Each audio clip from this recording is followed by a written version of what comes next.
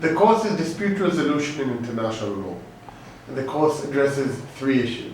One, it explains the basics of international law for the non-legal student.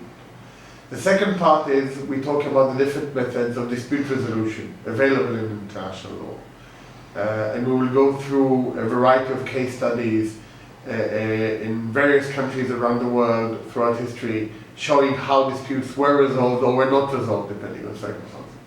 And the third part, we will have our own case study, which is the Arab-Israeli dispute. We will take all the information we got from the first two chapters and apply it to the Arab-Israeli dispute, using my personal experience as a senior negotiator in the Israeli-Arab peace process. So I hope you enjoy.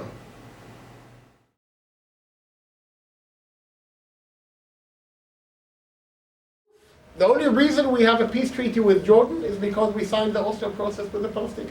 I was there, I can tell you that. The Jordanians would not move an inch.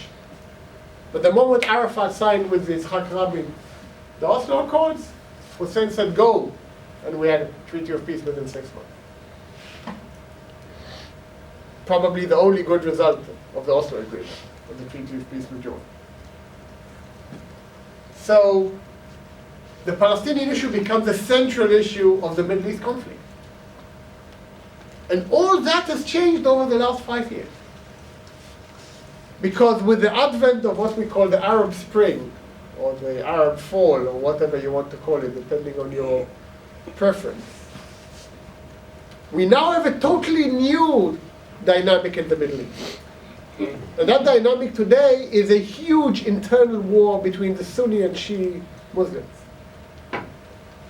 which are represented by Hezbollah, Hamas, Daesh, or ISIS as they're called in English, and the various disintegrating states.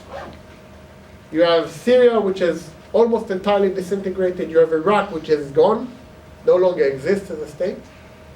It's just on the map. Even the University of Tel Aviv is now creating a new map of the Middle East where Iraq does not exist anymore. So now they're trying to find out new names for it because it's obviously non-existent.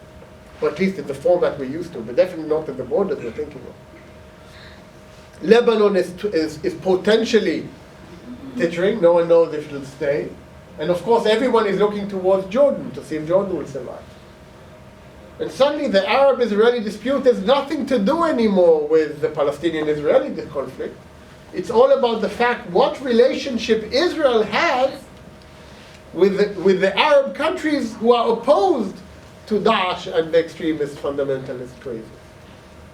And now we have these crazy new alliances where the GCC countries, the Persian, what we call the Persian Gulf, Qatar, not Qatar, United Arab Emirates, Dubai, Saudi Arabia, etc., are suddenly potential allies of Israel.